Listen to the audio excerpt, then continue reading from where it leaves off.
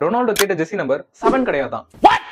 இன்னைக்கு இதோட இன்ஸ்பைரிங் ஸ்டோரியை ஷார்ட் அண்ட் ஸ்வீட்டா பாத்துருவோம். 100 days 100 குட்டி ஸ்டோரிஸ் சேலஞ்சில் இன்னைக்கு டே 11. இந்த மாதிரி யூஸ்ஃபுல்லான குட்டி ஸ்டோரிஸ்க்கு மறக்காம நம்ம பேஜை ஃபாலோ பண்ணிக்கோங்க.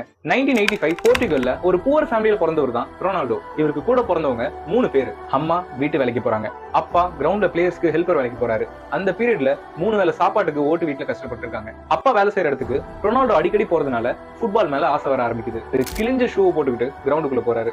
சுத்தி இருக்க பிளேயர்ஸ் எல்லாருமே ஒரு பார்த்து கிண்டல் பண்றாங்க. அதை பத்தி அவர் கண்டுக்கவே இல்லை.